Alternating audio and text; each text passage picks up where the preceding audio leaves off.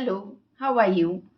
Indian contract act में हम free consent पढ़ रहे हैं और फ्री कंसेंट का एक महत्वपूर्ण पार्ट है मिस्टेक। मिस्टेक यदि है तो कंसेंट फ्री नहीं है। Which are the situations in which the consent is not free? तो if the consent is obtained by coercion, undue influence, misrepresentation, fraud और mistake. What is mistake? Mistake मतलब क्या? तो समझने में कोई गलती होना, कोई एरोनियस बिलीफ, उसे हम मिस्टेक कहते हैं।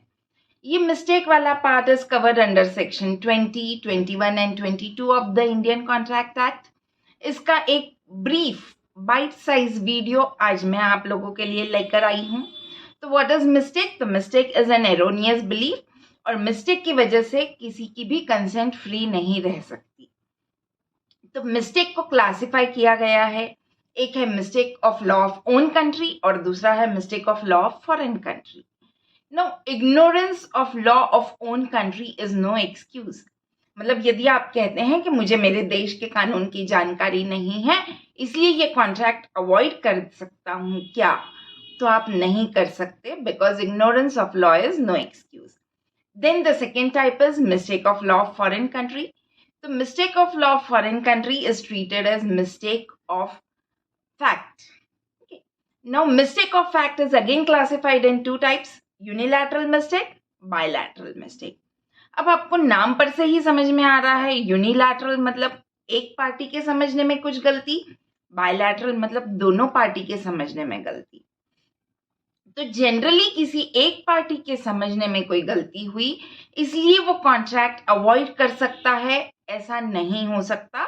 लेकिन इसके कुछ अपवाद हैं, वो हम इसके बाद वाले वीडियो में डिस्कस करेंगे।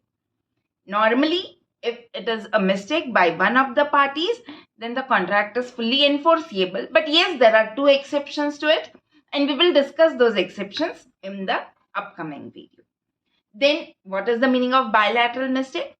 The bilateral mistake is a mistake in which both the parties have made a misunderstanding, means there is a misunderstanding or both the parties have made a mistake in understanding the contract.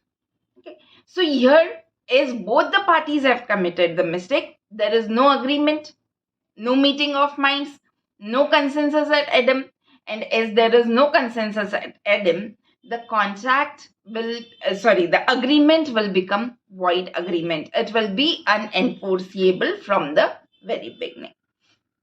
इसको भी detail में हम इसके बाद वाले video में समझेंगे। ये वीडियोस इतने छोटे छोटे बाइट साइज में परोसने की वजह क्या है?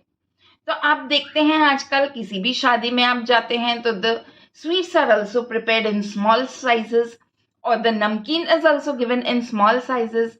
या दिवाली के समय भी आप अपने घर पे जब फरसान बनाते हैं तो you prepare it in small sizes so that people don't waste it, वो उतना उठाएं और उतना कंज्यूम करें। तो ये वीडियो भी इतनी छोटी साइज में बनाने के पीछे का इंटेंशन यही है कि जो कंसेप्ट आपको समझना है आप सीधे उसी कंसेप्ट से रिलेटेड वीडियो को क्लिक करिए। जब भी आपको कोई कंफ्यूजन है, जब भी आपको कोई डाउट है, तो पर्टिकुलरली उसी कंसेप्ट से रिलेटेड वीडियो को आप क्लिक करिए और उतनी चीज समझ लीजिए। तो इस तरीके से ये आपके लिए ज्यादा हेल्पफुल होगा। इसके अलावा किसी और टॉपिक पे यदि आप कोई वीडियोस चाहते हैं तो कमेंट सेक्शन में जरूर लिखिएगा। इस वीडियो में सबसे अच्छी बात क्या लगी वो जरूर बताइएगा। And stay tuned. Thank you.